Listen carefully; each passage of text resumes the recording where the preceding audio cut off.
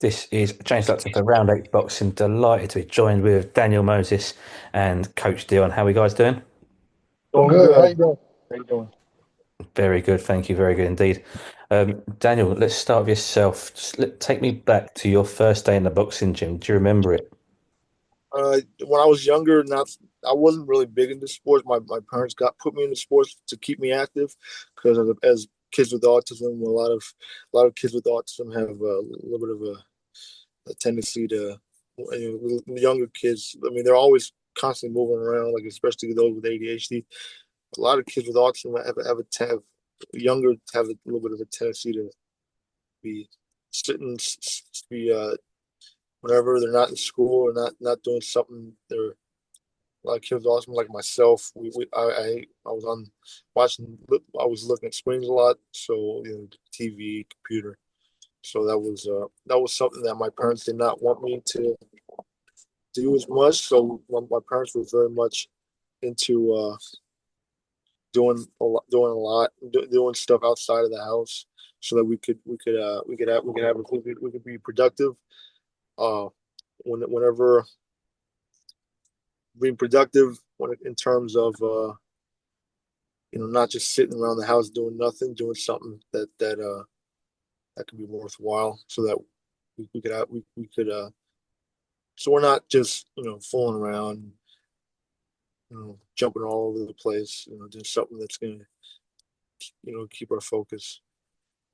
In terms of the boxing, why did you fall in love with boxing?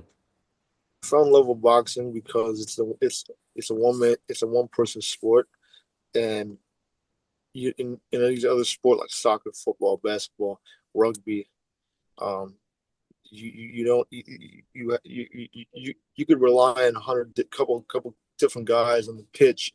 For example, I played rugby for one season. Matter of fact, I'll just say I played rugby for one season. Well, in high school, but boxing is my main sport. But I said, I want to try this sport. I said, you know what? Football, those guys, I mean, for the American sports, I'm not crazy, but I like rugby because it's it's almost like having it's like wrestling. It's like doing it's one of the only hitting sports that has no pads. So I realized, let me give it a try, and I gave it a try. And and it was one of those. I mean, it was a good opportunity to be on a team sport with kids who were neurotypical. So that was very it was powerful. But boxing, I gravitate towards boxing because I can't, because I don't need 4 or 5 different guys on the pitch to uh to rely on. I just need myself. I need myself, my skills, slip, slide, ride, roll, shot, cross blocking, and such. Working my defense, working my jab. Just me. All I need is me in my corner, and that's all. Do you prefer the individual sport because you're in control of your controllables? You can't control what the rest of your team do, for example, in rugby. Absolutely, absolutely. Because if I can control myself, if I can control what I do, then I think I'll be all right. But if somebody says, "All right, you're out, you're out," you got to pick the bench. Okay, now that's that's not what I want to do. Boxing is one of those sports that I can not only can I control the tempo of the fight, in the match, but I could also determine offense and defense, because in team sports, offense defense is a team effort, not just one guy on the pitch. So if you miss tackle, then the next the guy next to you has to they got to do the dirty work after they miss the tackle, or whosoever missed the interception or the ruck, the maul. So I can control the offense, punching, and defense with blocking, slipping, sliding. That defense, the offense and defense, I can control, and that's one thing that a lot of sports don't have, and that's one thing that boxing gave to me. Do you feel in any way, because of your autism and your ADHD, where you may get overstimulated, oversensitive, overwhelmed, etc., does boxing and training give you a escape from that? Absolutely, because when I'm in the boxing gym, in the ring, fight, whatever situation, I completely lock in.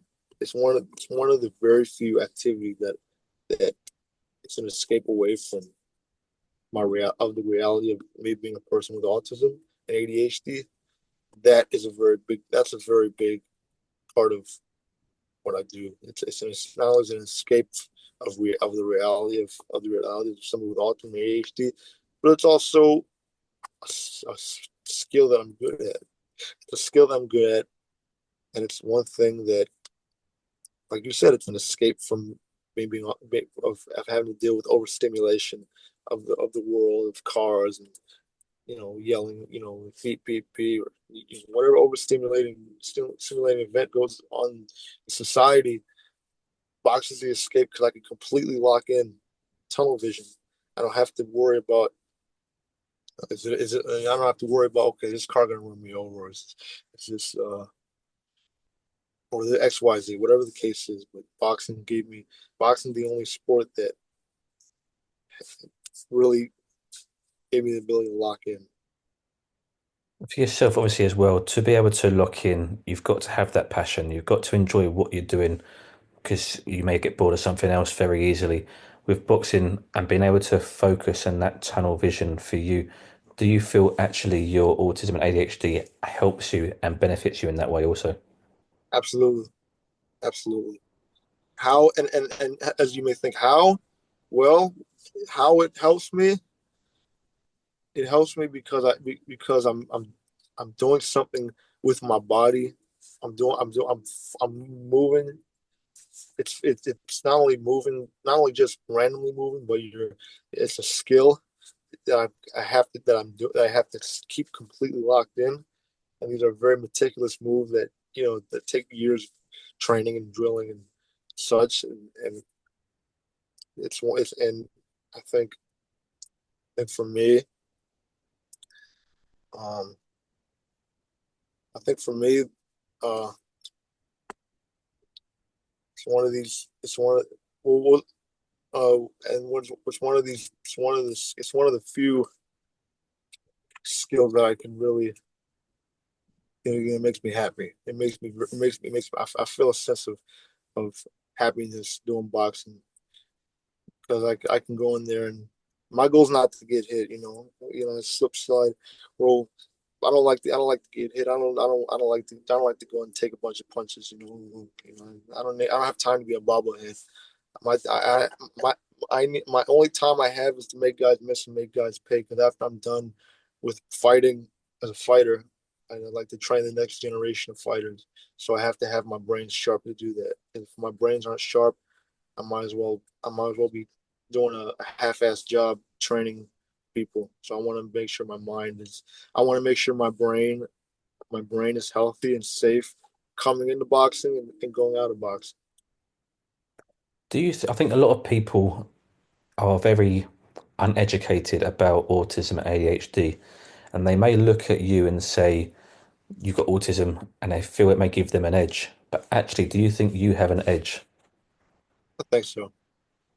And I think one of the main reasons is because people with autism, if they find something to do, if they find something they like, they will go 100 million% at doing it. Someone that's neurotypical, they say, "Oh, I'm passionate about it. I'm passionate about it," but are you really passionate about it? You go home and watch the same fights a million times over again until you get so bored of it that you just start that you go to the gym and you start doing the things you watched in the fight. Watch watching the same fights over and over again. And I say, oh, let me try this in the gym, and I do it in the gym over and over again. And I do it in sparring, and next you know it, are you really that passionate? I'm gonna test to see how. Oh, sometimes I gotta get. Sometimes it's hard. I have trouble talking to the guys at the gym about boxing. I say, let's have an intellectual conversation and about boxing. about old school, like I'm talking about the science, pugilistic art of the old timers, and sometimes will go in one ear, out the other, and they're trying. I'm trying to have. I'm sharing my passions, and I don't think the guys would really. Well, they don't understand it like you understand. yeah, because I'm around the, I think I've been around like old old coaches like Buddy McGirt, Stan Ward, Kenny Wack, um, Billy Briscoe. Matter of fact, me and my coach Dion, I trained with Dion Elam at New York Boxing Club, and me and Dion were both trained by the old by Stan Ward. Stan Ward was trained by the great Philadelphia genius Georgie Benton, and Stan was the first person to teach me how to fight like this officially. But I when I was younger, I kind of I was watching. I used to watch little Floyd fights, and of course, and this was 2010, and at that time, I thought, oh look, if Floyd can do it, I can do it. And when I was younger, my first coach Javier El Gaucho Diaz, spelled Diez, it's different, not Diaz, Diaz, Diez. He showed me a little bit how to do it, but it wasn't. He showed me a little bit, but first, and I kind of got a little bit how to do it. But the first person to teach me how to actually fight out of that shoulder roll defensive posture was Stan Ward. And so yeah, being around these old time, and my first coach Javier Diaz was trained by Sugarfoot Cunningham, and Sugarfoot Cunningham was a great kickboxer, trained by also in his boxing. He did his boxing with an old guy named Ray Barnes, and Ray Barnes from Detroit, Michigan, was trained with Jack Blackburn through with Joe Lewis crew. Jack Blackburn learned to box in Philadelphia, so that's an old school Philadelphia style boxing. So being around these old time guys, I think it's a good advantage for me because I have, I not, I can't go and say, hey, look, I know everything. No, I, when I'm around these old guys, I want to be able to learn. I want to be able to dissect every single little bit of information from them because that's what boxing's missing. Because the young guys now, they want to, they want to prove to the old guy that they know better. But that's if there was no old guys, there'd be no new school guys either. So I think that's what's missing on boxing is that the young bucks coming in the gym, learning from the old timers, and I think it's pretty. I think it's sad because I want to because I might be 20. I'm 26, but every the people my age are I try and have a boxing conversation, but sometimes it's either some are paying attention or others are just in one ear out the other, and it can get frustrating because I try and have a conversation boxing wise, and it's sometimes I don't get the response. I don't get the effect that I'm looking for. Whereas if I'm talking to guys like Buddy McGirt, Billy Briscoe, when Stan Ward was alive, Stan Ward really really dissect their brain, and that's one thing that I think is missing in boxing. The intellects of boxing, I think, is missing. So I'm guessing your style is the, like you say, hit and don't get hit, that move, that defense, that slick style. Absolutely, absolutely. I want to ask you about your how you regulate your emotions, but how you regulated your emotions after your first amateur fight. So much going on before, during, and after the fight. How did you deal with the whole occasion? My first ever amateur fight, my Dion was wrapping my hands, and when I was getting my hands wrapped, I was shaking. I was shaking as if I was my hands were shaking like this. It was I was trembling as if I was going out as if I was going out on a date with a girl I like, and it was I was I thought, oh my god, I'm gonna look terrible. For me, it wasn't about getting hurt. My defense keeps me safe, but the it's the it's the feeling of trying to overcome. I think it was bro.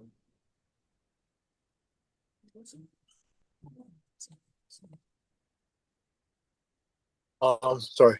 But it was going into that fight. I was very much I was nervous. I was nervous as hell, and I was pacing around the gymnasium. I was pacing around the venue. My dad and my mom and dad were like, "Hey, bud, it's fine. I mean, they told me, hey, just be you. Just don't worry about anything else. Just do you in that ring." And yeah, and I did, and it was a powerful experience. First fight, a boxer. I was more of a boxer counterpuncher I had never been in that situation before. And the second fight, I fought the same guy twice in a week. The first guy, the same guy, fought the guy Sunday, January 19th. The second time, I fought the same guy January 26th. A week. The first fight, I was more of a boxer counterpuncher because I'd never been in that high pressure situation.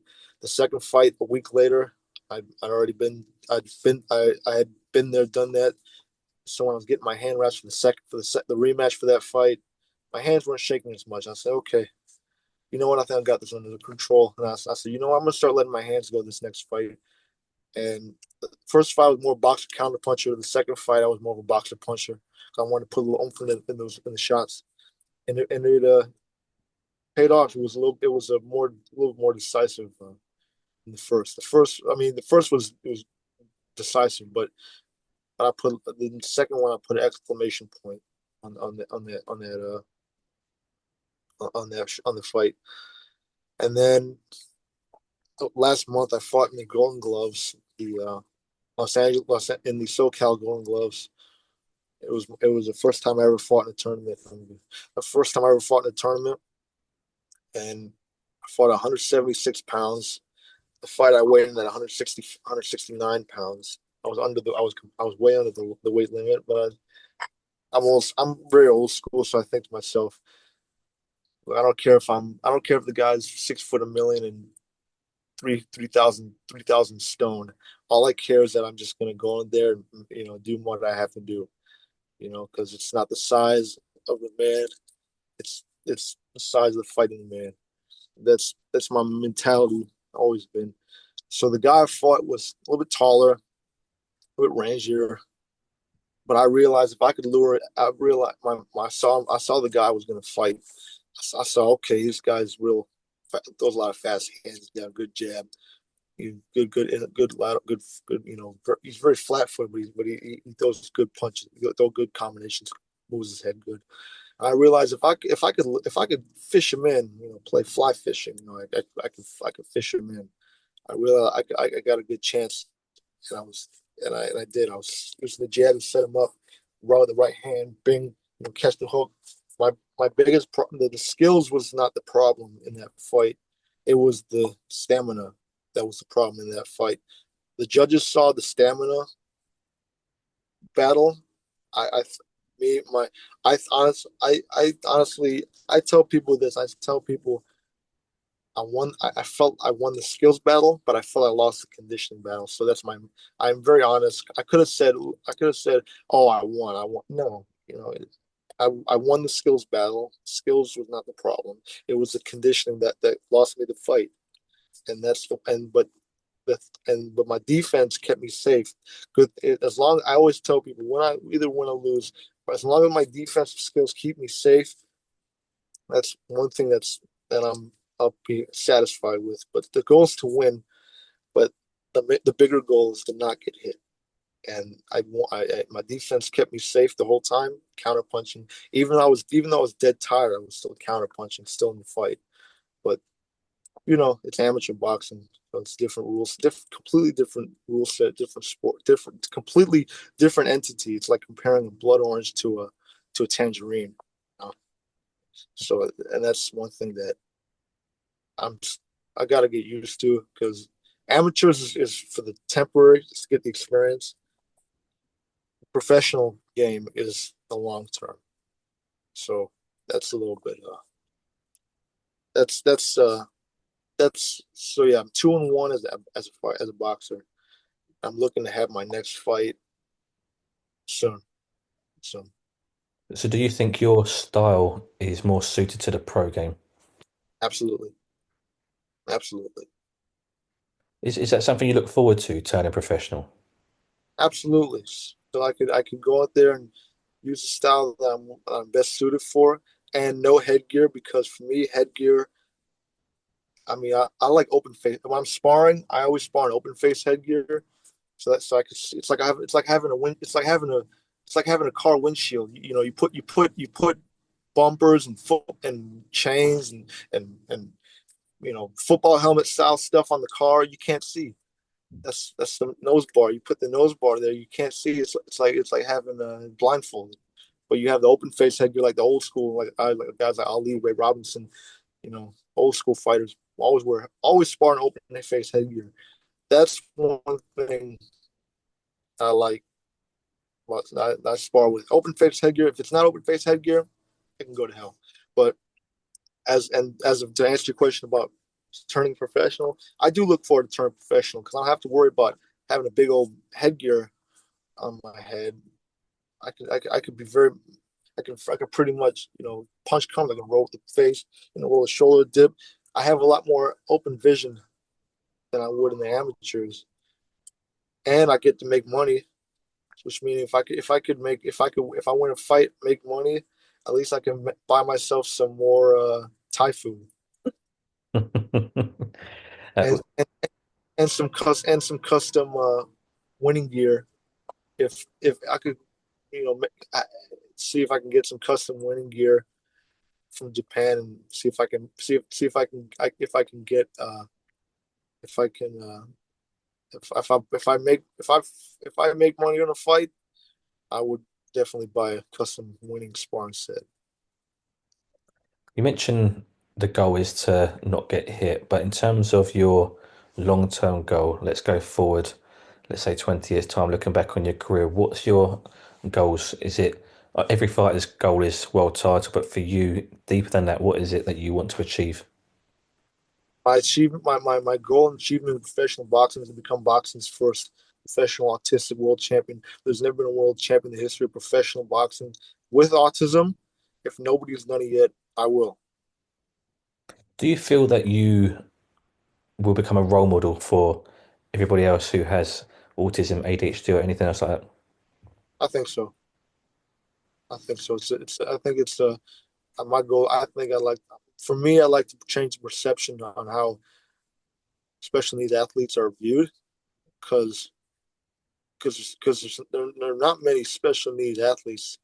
Not only in sports with not only in sports with neurotypical individuals, but also in professional sports. There's not many athletes with there's not many athletes with autism or ADHD or any neurodivergent ability that gets to the public that gets the limelight.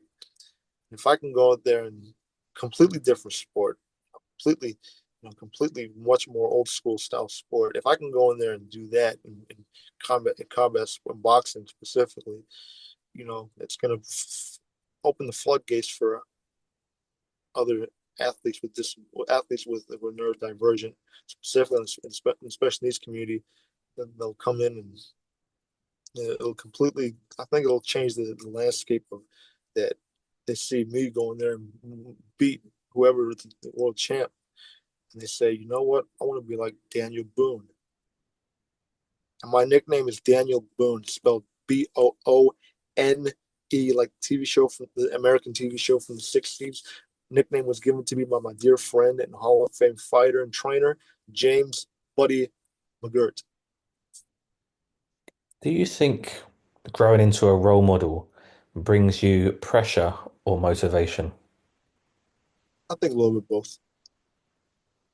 A little bit both. I think pressure because you gotta pressure as in you can't say certain things that at a higher level certain things you can't say, and motivation because I realize do if I can go out of my if I can go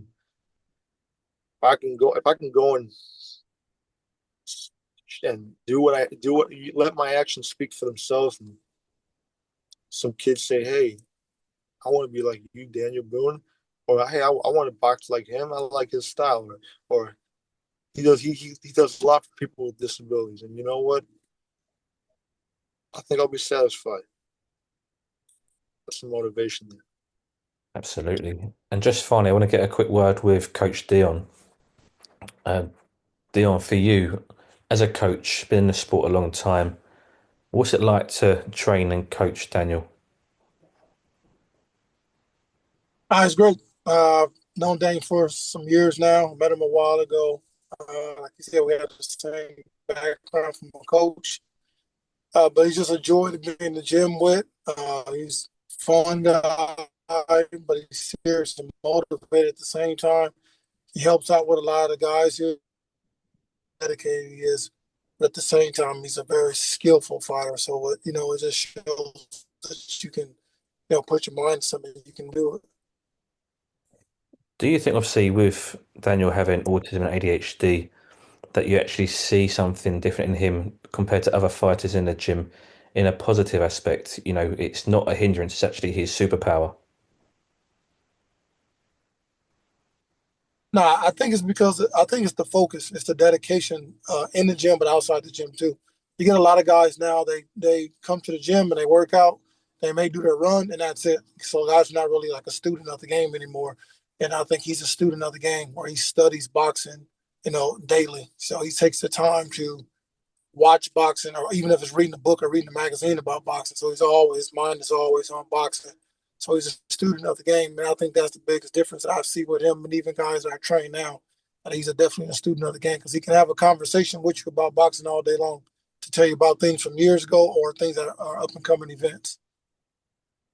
Obviously, being a student of the game, he said himself he's a very slick defensive fighter. How far can Daniel go? He can go far because I think that's the biggest asset to him, that his defense is always on point.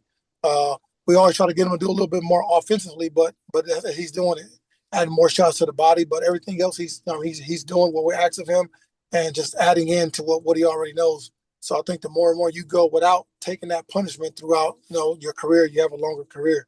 So I think he can take it very far. Absolutely fantastic. Well, that's all the questions I had for you guys. Dion, thank you. Much Daniel, for thank you. thank you for so much for having me on this interview. I really appreciate it a lot. It's like I could think this is probably one of the first interviews where this is probably one of the first times where I feel like a 15 round fight. The first 5 rounds are not so are a little bit rough waters, but as I get going in the fight, I start picking up, start adjusting to the climate. The first 5 rounds was like getting in the ring with George Foreman trying to take my head off, and then he gets tired out, and I said, "Oh, look at that! Is that all you got, Big George?" It's a pleasure having you on, Daniel. I want to thank you as well. You know, really, really appreciate it. It's great speaking to you.